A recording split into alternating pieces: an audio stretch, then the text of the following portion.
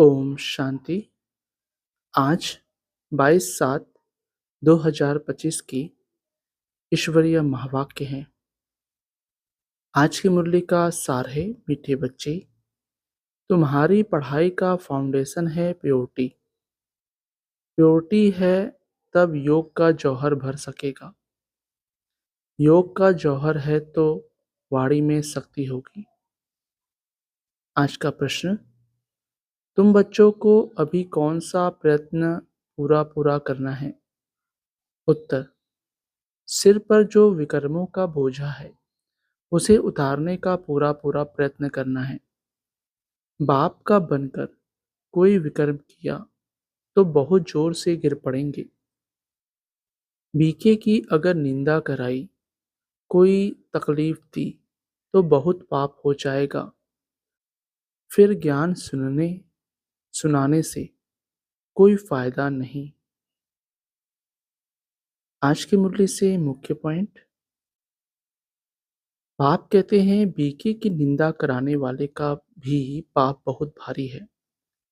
पहले खुद तो पावन बने, किसको समझाने का बहुत शौक रखते हैं, योग पाए का भी नहीं। इससे फायदा क्या? बाप कहते हैं मुख्य बात है ही याद से पावन बनने की। अगला, तुम बाप को जितना याद करेंगे उतना पाप नाश होंगे।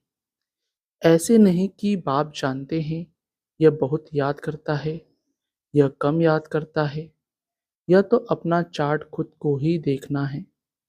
बाप ने कहा है याद से ही तुम्हारे विक्रम विनाश होंगे।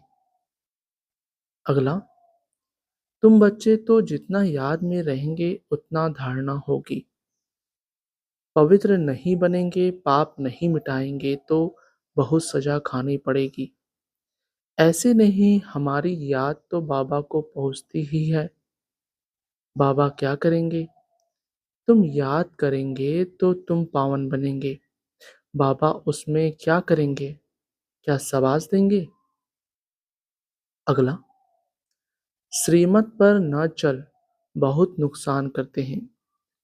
कदम कदम पर श्रीमत चाहिए।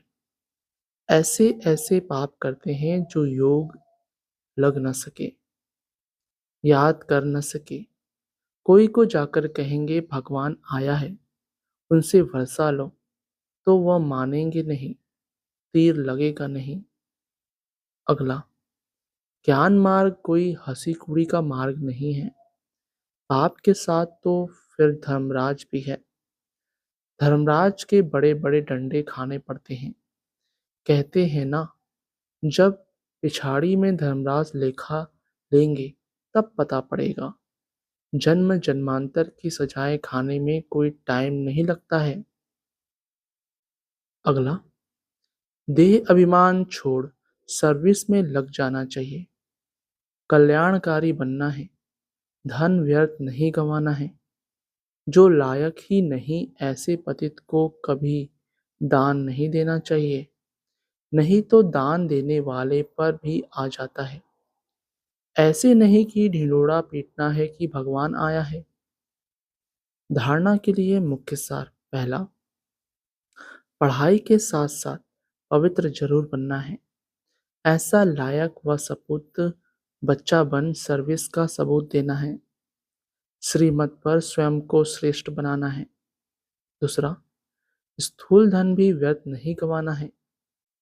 पतितों को दान नहीं करना है। ज्ञान धन भी पात्र को देख कर देना है। आज का वरदान, पुराने संस्कारों का अग्नि संस्कार करने वाले सच्चे मर्जीवा भव। पुराने संस्कारों का अग्नि संस्कार करने वाले सच्चे मर्जीवा भव।